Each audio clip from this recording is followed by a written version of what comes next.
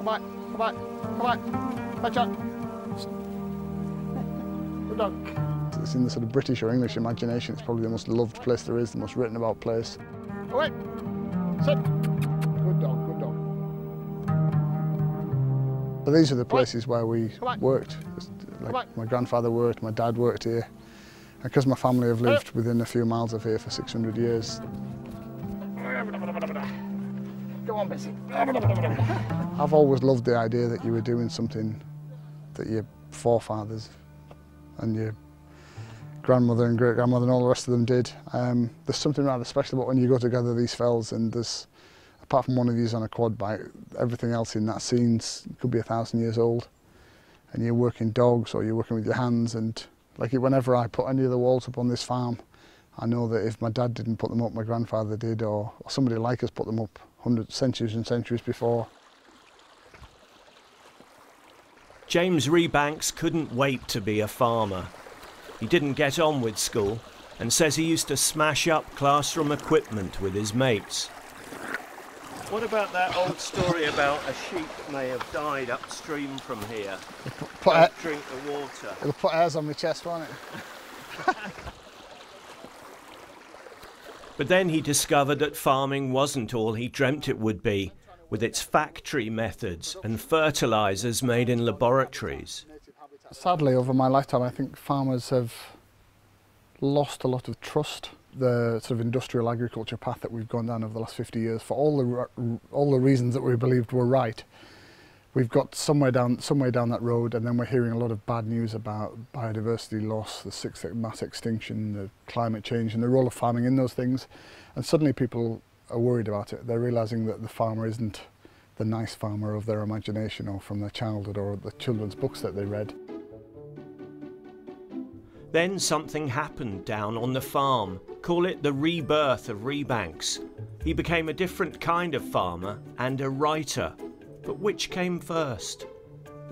The school time waster turned into a voracious reader who won a first in history at Oxford. I fell in love with books when I was like 17 years old.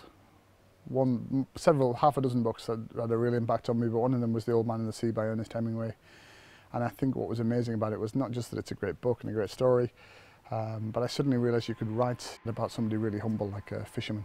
But it could be about a shepherd or it could be about a farmer. And for me that was really exciting. Sheepdog! That dog will keep that tup in. That's it.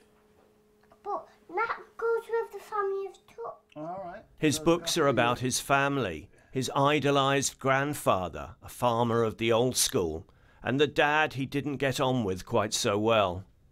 My grandfather doted on me and treated me as if I was really important, like I was a little I was his sort of blue-eyed boy. I was the one that would someday look after this place. And I suppose I have ultimately, maybe he pulled that off. My relationship with my dad was hard because my dad really lived through some of the hardest years ever to be a farmer, where a lot of the industrialised, intensive farming's coming into our landscape, and the downward pressure on prices is making it really difficult to do everything we've always done. And I think my dad took that very personally, and I probably judged him unfairly when I was young.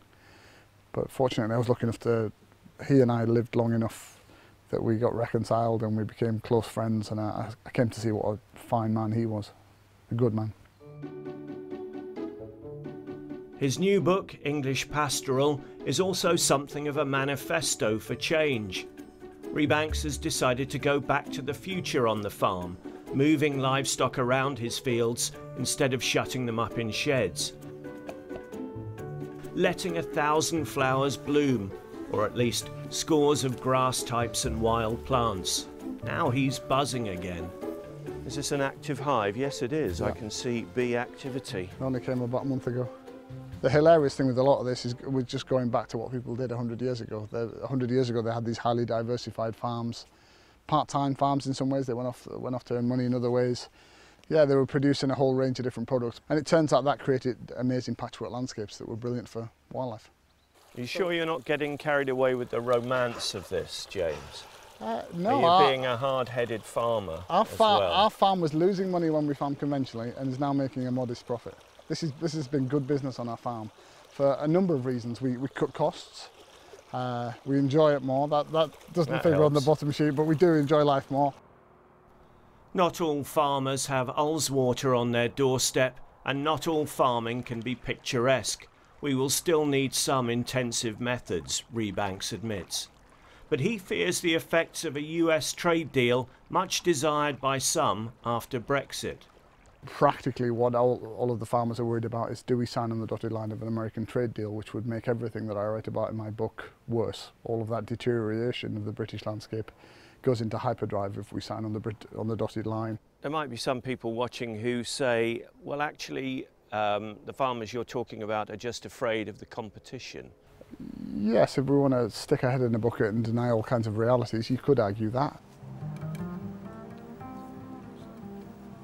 All right.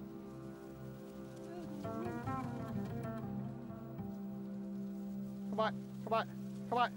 Catch up.